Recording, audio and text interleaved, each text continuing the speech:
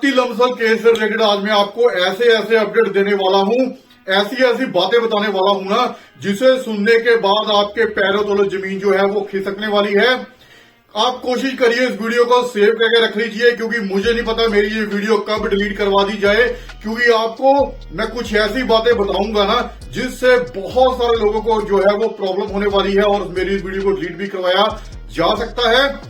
ऐसे ऐसी शॉकिंग बातें बताने वाला हूं, तो वीडियो को पूरा देखना।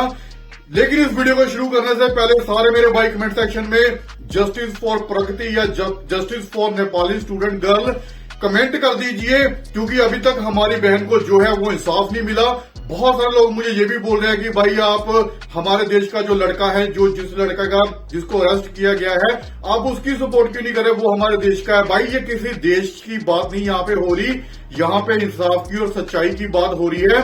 जो बंदा गलत है उसको मैं गलत ही बोलूंगा, जो सही है उसको सही बोलूंगा। तो प्लीज मुझे ऐसे कमेंट, घटिया कमेंट ना करें, देश को बीच में ना लाए। हम इस लड़की को जो है वो इंसाफ दिलवा के रहेंगे। तो ज्यादा बातें न करते हुए शॉकिंग तथ्य आप लोगों के मैं सामने रखता हूं। प्रगति का जो रूम था जहां पे उसने अपनी जान दी थी, तो उसकी पूरी वीडियो आ चुकी हुई है।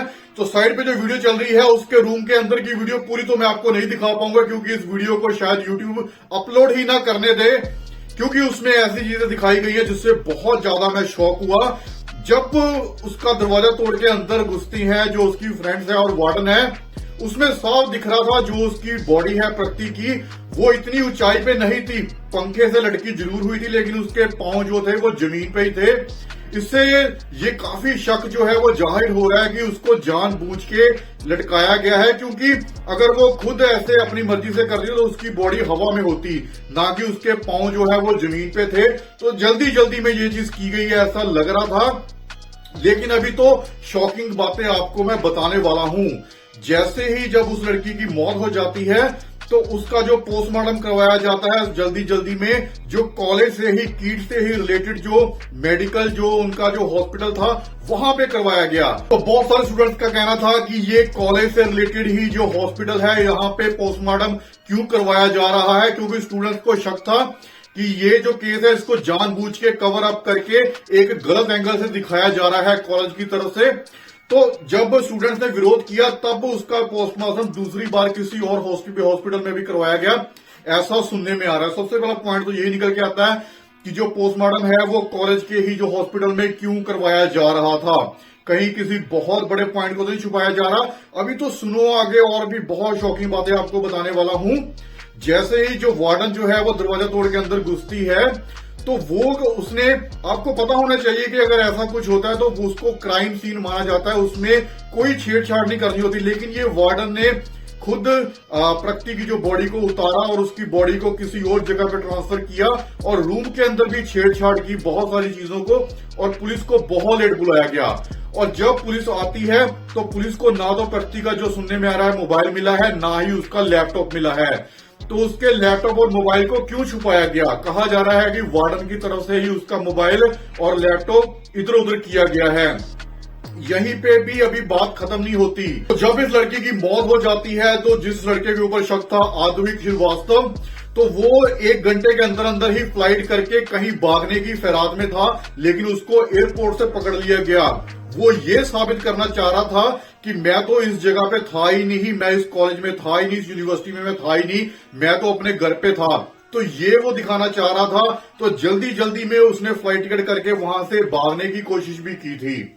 तो इन सारी चीजों से पता चल रहा है कि ये साफ साफ किसी न किसी बड़ी साजिश को जो है उसको कवर अप करने की कोशिश की जा रही है। क्योंकि बहुत सारे जो नेपाल के स्टूडेंट्स थे, जब उनको पता चला कि इसको जानबूझ के कवर अप करके गलत एंगल से दिखाया जा रहा है, इसी वजह से सभी स्टूडेंट्स ने जो है वो प्रोटेस्ट किया था। और उसी वजह से कॉलेज को भी पता चला कि अभी इन स्टूडेंट्स को जो है वो सच्चाई पता चल चुकी हुई है। इसी वजह से लाठियों की बरसात की गई इन स्टूडेंट्स के ऊपर, इनको मजबूर किया गया नेपाल वापस जाने के लिए और इनको परेशान किया गया, मारा पीटा गया। और टीचर्स की तरफ से इतने गलत जो है वो वर्डिंग सुनने में आ रही थी। हालांकि अभी इन्होंने जो है वो प्रेशर पड़ने पे माफी मांग ली हुई है। इवन कि नेपाल के पीएम को भी इसमें इन्वॉल्व होना पड़ा, इसमें इस बात में अंदर घुसना पड़ा। और जब पीएम की इन्वॉल्वमेंट हुई तब जाके अभी यूनिवर्सिटी वालों को लग रहा है कि भाई अभी हमने जो कवर अप किया था वो काफी हद तक फेल होता आ रहा है, और मेरे हिसाब से जो प्रगति है उसको बहुत जल्दी अभी इंसाफ मिलने वाला है, लेकिन अभी तक इंसाफ नहीं मिला। इसलिए सारे मेरे भाई कमेंट सेक्शन में जस्टिस फॉर प्रगति जरूर लिखते हुए जाना। और आज की इस वीडियो में मेरे पास जितने भी जो सबूत आए थे मैंने कोशिश की कि उनको आप सभी के सामने रखूं, तो प्लीज आप इस वीडियो को ज्यादा से ज्यादा शेयर करना। अगर मेरी ये वीडियो डिलीट हो जाती है तो आपके सामने जो मैंने जो अभी जो आपको प्रूफ रखे हुए हैं इसके बिहाफ पे बहुत सारी चीजें जो है वो छुपाई भी जा रही होंगी, छुपाने की कोशिश की जा रही होगी। इसी वजह से मुझे लग रहा है कि भाई मेरी वीडियो को डिलीट करवाया जा सकता है। बाकी अगर वीडियो रहती है तो अच्छी बात है, नहीं रहती तो भाई आप मेरी बात को आगे तक जरूर पहुंचाना। मेरी हमारे देश के प्रधानमंत्री नरेंद्र मोदी जी और हमारा जो प्रशासन है, देश का लॉ है, पुलिस से मेरी हाथ जोड़ के रिक्वेस्ट है कि प्लीज आप जल्द से जल्द इस लड़की को जो है वो इंसाफ दिलवाएं, क्योंकि बात अभी हमारे देश पे आ चुकी हुई है। नेपाल के लोग बहुत सारे कह रहे हैं कि भाई इंडिया में ऐसा हो रहा है, वो भी नेपाल के लोगों के साथ, तो इससे नेपाल और इंडिया के जो है वो रिलेशन भी खराब हो सकते हैं। मुझे पूरा यकीन है हमारे देश के प्रधानमंत्री और हमारे देश की पुलिस के ऊपर, हमारे देश के लॉ के ऊपर, कि वो जल्द से जल्द इस केस के ऊपर इन्वेस्टिगेशन करके जल्द से जल्द लड़की और उसके घर वालों को जो है वो इंसाफ देंगे। और अगर जितना ज्यादा ये केस लेट होता जाएगा उतने ज्यादा इस केस के जो है वो सबूतों के मिटने के चांसेस ज्यादा हैं। इसलिए मेरी रिक्वेस्ट भी है और मुझे पूरी उम्मीद है हमारे देश के लॉ और हमारे देश के प्रधानमंत्री के ऊपर कि वो इस लड़की को इंसाफ जरूर देंगे। तो अभी आपको दिखाता हूं जो व्हाट्सएप में क्या बातचीत हो रही थी वहां पे स्टूडेंट्स की आपस में। तो भाई वो आप सुनोगे ना शॉक रह जाओगे कि क्या है असली माजरा।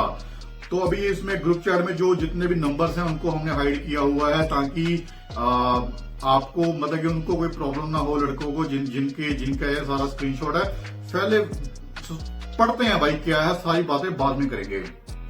सबसे पहले लड़का लिखता है स्टे सेफ ब्रदर, उस थले लिखा है उसने। दूसरे लड़के ने लिखा है कि जस्ट प्रोटेस्ट, किसी को प्रोटेस्ट करो। एक लड़का नीचे लिखता है कि मैटर बहुत इंटेंस हो गया है, सारे ग्रुप चैट में अभी यही बात हो रही है, जितने भी ग्रुप चैट्स हैं वहां पे यही बात हो रही है। और बात क्या हो रही है वो सुनना। नीचे एक लड़का कहता है let me phrase the story for you, मैं आपको सारी स्टोरी बताता हूं कि हुआ क्या है वहां पे। The girl died of the molestation bye her BF on central library. तो लाइब्रेरी के अंदर उस लड़की का जो बॉयफ्रेंड था उसने उस लड़की के साथ गलत हरकतें की है। उसके बाद क्या लिखता है, then the management decided to mask it by taking her body and planning it in her hostel room showcasing an attempt to suicide. और कहा जा रहा है कि तब जब वो लड़के ने उस लड़की के साथ गलत हरकतें की तो वहां पे वो लड़की मर गई, तो उसकी बॉडी को उठा के रूम में लेके आए हैं। कहा जा रहा है कि कॉलेज का मैनेजमेंट इसमें मिला हुआ है और उसको ऐसे प्लांट किया गया, ऐसा दिखाया गया कि उस लड़की ने अपनी जान दी है वहां पे खुद, उसको किसी ने मारा नहीं है। नीचे लिखा है बाय प्लांटिंग एविडेंस, ऐसे एविडेंस दिखाएंगे कि उस लड़की ने अपनी जान खुद ली है, उसको किसी ने मारा नहीं है।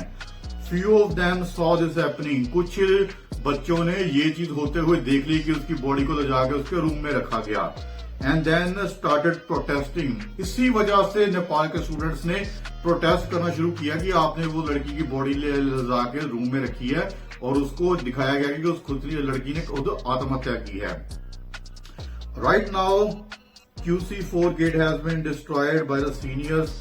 तो सीनियर्स जो है वो प्रोटेस्ट कर रहे हैं। तो भाई आप देख सकते हो कि ग्रुप चैट में सारी सच्चाई जो है वो सामने आ चुकी हुई है।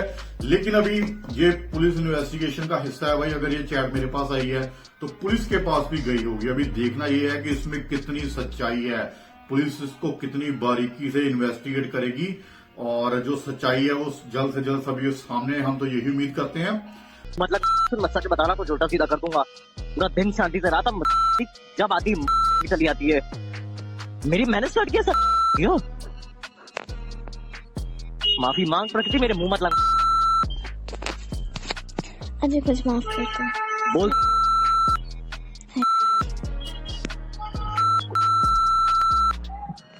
क्या मैंने क्या स्टार्ट किया है यहाँ पे? कुछ नहीं, मैंने स्टार्ट किया। देखी बच्ची, मैंने क्या स्टार्ट किया बोला? चेक से बड़ा मुंह चलता तेरी तरह, पट पट पट पट कॉल करने, सिर्फ इसलिए कॉल सोच लेता हूँ तेरे बारे में, वही मैं देता हूँ। तेरा पूरा दिन मेरा सुकून से गया था। जरा सी चीज होती तेरे कुछ नहीं अकल में आया, तूने कुछ नहीं सीखा। ज्ञान के बीच में हाँ मैं अपने आप को सही करूंगी, मैं अपने आप को शांत करूंगी, कुछ नहीं कर पाई तू। हाँ मुंह खोलती, क्या बिगाड़ा भाई मैंने तेरा, क्यों मेरे मुंह लगती सुबह शाम? मुझे कॉल ही रहा क्या कराते। यही तो मेरी गलती जो कर दिया था। तो अपनी गलती मान और निकल। तेरे से अपनी गलती नहीं मानी जा रही। माफी मांग गया तू, मैंने कुछ नहीं किया। अंतर चीज को समझ, निकल यहाँ से। बता क्या किया था मैंने, बता जल्दी बोल भाई, कर यार। मैंने पूछा, मैंने बोला कि दीपक वाले मोमोज लेके आई। तूने बोला कि मदन की याद आ रही थी इसलिए गई। क्यों बोला आद्विक? शुरू में भी मैंने बोला था ना तू मदन मदन कर रहा था मेरे को नहीं आद्विक मदन को कुछ नहीं है। मुझे नहीं पता, कुछ बोला था मदन की याद आ रही है बोला था। दीपक की मोमोज वाली बात के बाद ही बोला था। उससे पहले सबसे पहले कॉल उठाते ही बोला था मदन की याद आ रही है, बोला था तुझे। हाँ शायद बोला था, बट जो भी है देखो, जब तुमसे दीपक वाली मोमो की बात आई प्रकृति, देखो श्वेता वाली चीज को लेकर तो अभी तक मैं करती जो मैंने एक बार गुस्से में बोला था, और तू कल अगर गुस्से में मदन मदन कर सकती तेरे से मैं आज नहीं बोल सकता है, कुछ नहीं बोल सकता क्या? खुद याद कर, कल रात को सोते सोते जगा के तूने उठा के टॉन्ट बोलना शुरू कर देना श्वेता को लेके। अच्छा उसका रिवेंज ले रहे थे, ठीक है लो आते। भाई रिवेंज की बात नहीं पकी थी, मैं तुम्हें एक लॉजिकल चीज समझा रहा हूँ। तुम श्वेता वाली चीज को लेके 2-3 हफ्तों टॉन्ट मार सकती हो। मैं सेम चीज बोलूं तुझे कि